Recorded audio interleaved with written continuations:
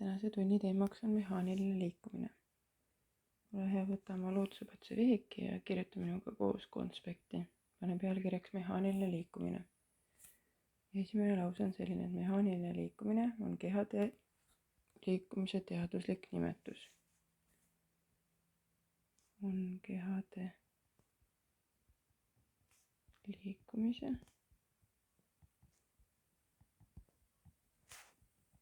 teaduslik nimetus.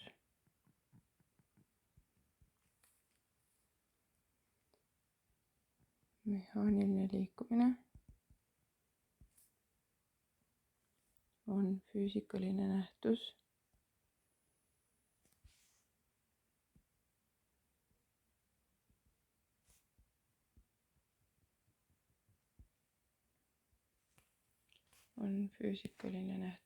ja selle käigus toimub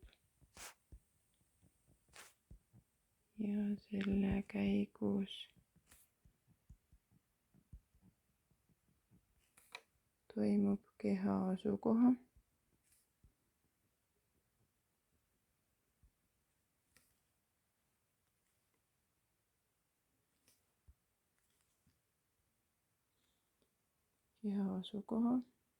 asendi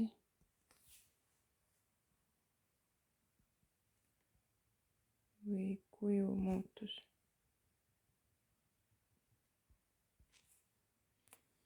Ehk siis 3 varianti võib olla mehaanilise liikumise puhul.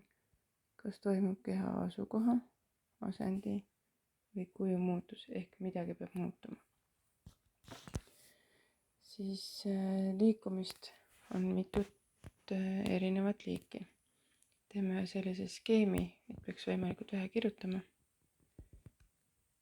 Kirjuta liikumine lehe keskele ja nüüd jaota mõtteliselt oma vihikulehte 4.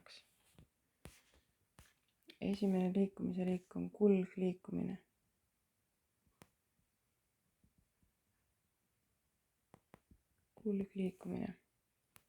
Ja see tähendab seda, et kõik kehapunktid liiguvad ühtemoodi. Kõik kehapunktid liiguvad ühtmoodi.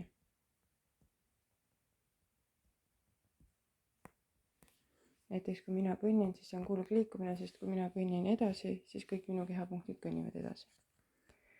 Seda kulgliikumist saab omakorda liigitada 2 tunnuse järgi. Saab liigutada kiiruse järgi ja saab trajektoori järgi.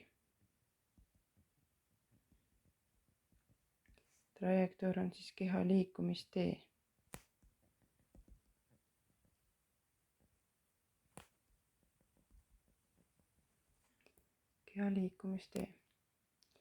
Kiiruse järgi saab siis liigitada ühtlaseks liikumist ja mitteühtlaseks.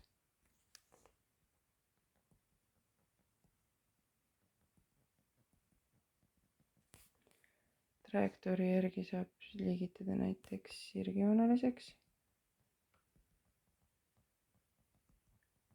Ehk siis trajektoor on sirge, näiteks 60 meetri jooks või siis kõverjooneline liikumine.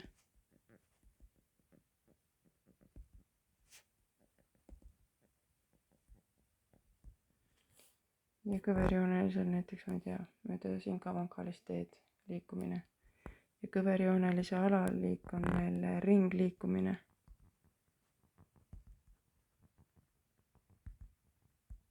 Ehk tiirlemine. See on siis näiteks siin on päike ja maa tiirleb ümber päikese ligikaudu ringikujulisel orbiidil. Siis lisaks kulgliikumisele järgmine liikumise liik on pöörlemine.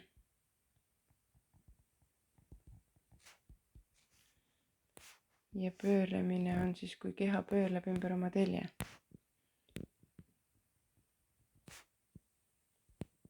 Pöörleb ümber oma telje. näiteks maa pöörlemine.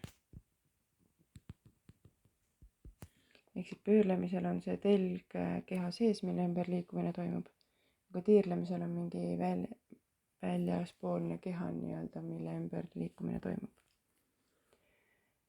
Siis üks liikumise liikidest on võnkumine.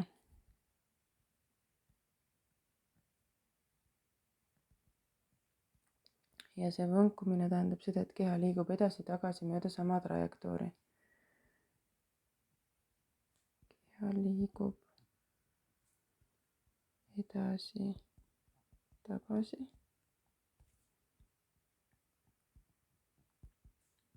mööda sama trajektoori või sama teed. Näiteks pendel. Võib-olla on teil vanaemade vanaisade juures näiteks pendelkellad, kus pendel liigub edasi-tagasi, või näiteks batuudil hüppamine on võnkumise näide, üles-alla toimub võnkumine. Ja 4. ja viimane liikumise liik on deformatsioon.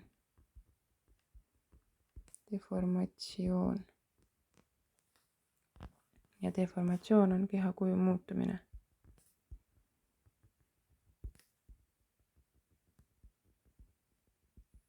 Kehakuju muutumine. Ja seda saab ka omakorda jaotada 2. Üks on plastne deformatsioon. See tähendab, et kehakuju ei taastu.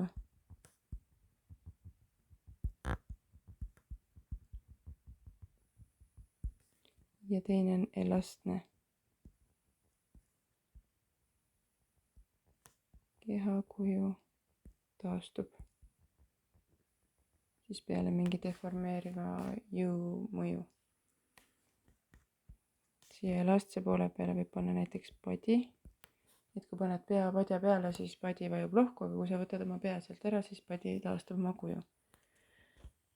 Ja plast olla näiteks autokere peale õnnetust.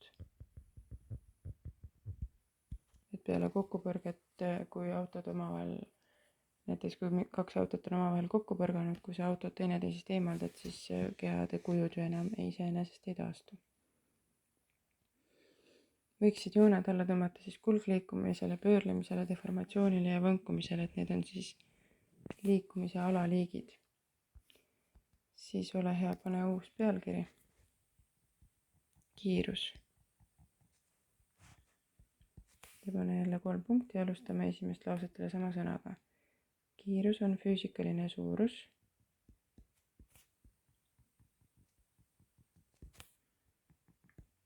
mis näitab ajaühikus läbitud teepikkust.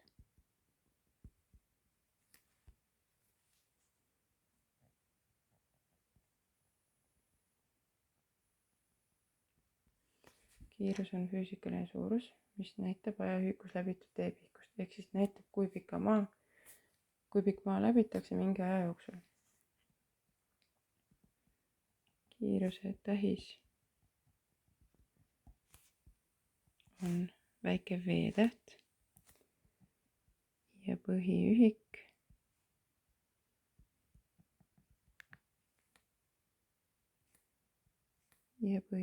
on 1 meeter sekundis. Tõmba jooned alla veele ja 1 meeter sekundis, et need sul paremini meelde jääksid. Ja kiiruse mõõteriist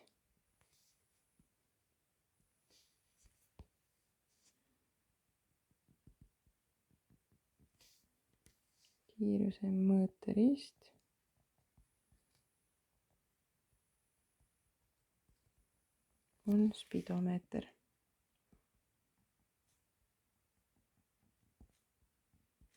Tõmba spidomeetrile ka joon alla. Siis ole hea, võtta värviline kirjutusvahend ja kirjutame kiiruse valemi värviliselt. V võrdub S jagatud T-ga. V on kiirus. Põhiühik on 1 meeter sekundis. S on tee pikkus. Põhiühik on 1 meeter.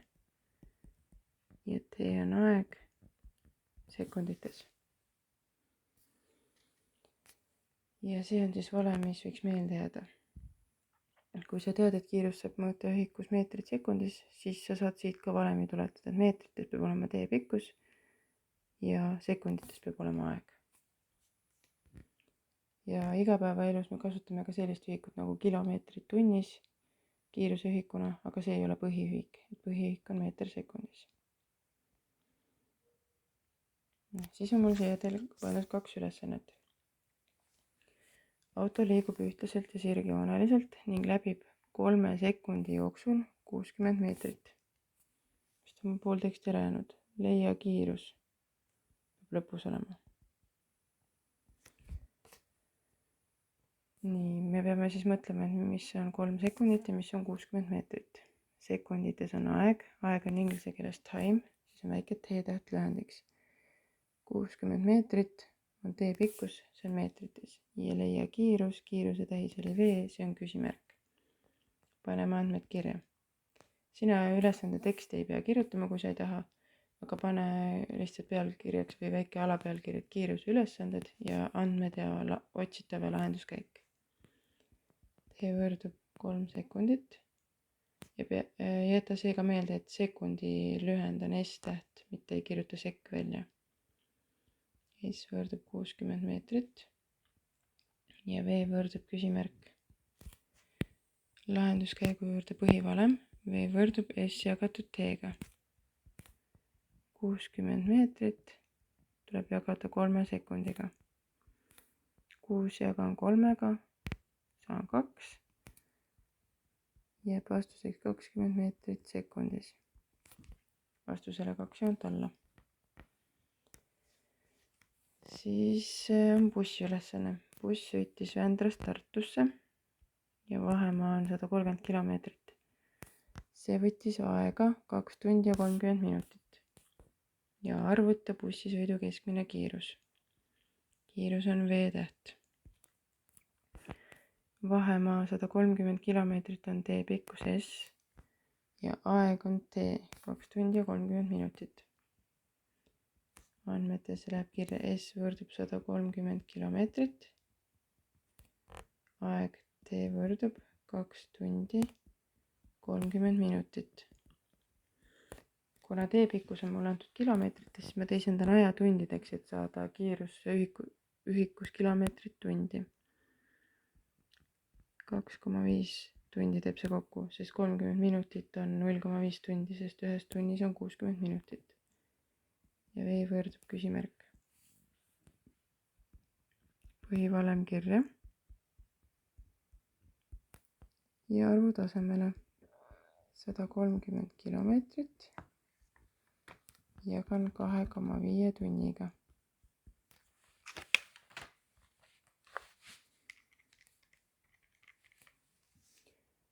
Ja see on vastuseks 52 kilomeetrit tunnis. Ja järgmisel tunnil vaatame ka seda, et kuidas peale vaheaega vaatame siis seda, et kuidas me saame kiirusühikut kilomeetrit tundi teisendada ühikusse meetrit sekundis ja vastupidi. Aga praegu laseb vastus siia ühikusse kilomeetrit tunnis. Ja siis on üks kodune ülesanne. Sinu kehalise kasvatuse nädala ülesanne on liikuda vähemalt 10 kilomeetrit. Loodusõpetuse tunni raames on sinu ülesanne leida enda keskmine kiirus selle liikumise ajal. Ja ma tahaksin, et sa vormistad selle arvutusülesandena enda loodusõpetuse vihikusse. Nii nagu need 2 ülesannet siin näiteks. Et pane pealkirjaks näiteks kodune ülesanne, kiiruse leidmine ja pane kirja, et mida sa siis tegid, kas sa jooksid või sa kõndisid või sa sõitsid rattaga või tõukerattaga või mida iganes. Ja siis pane kirja, et kui kaua sul selleks aega kulus. Paned kirja, palju sul T võrdus, palju sul S võrdub ja arvuta T, et V võrdub küsimärk. Ja selle sama kiiruse valemi paned kirja, V võrdub S jagatud T-ga ja siis arvutad välja, et kui suur oli sinu keskmine kiirus. Ja siis palun tee sellest enda ülesandest pilt ja pane see loodusõpetuse töörühma. Jõudu sulle!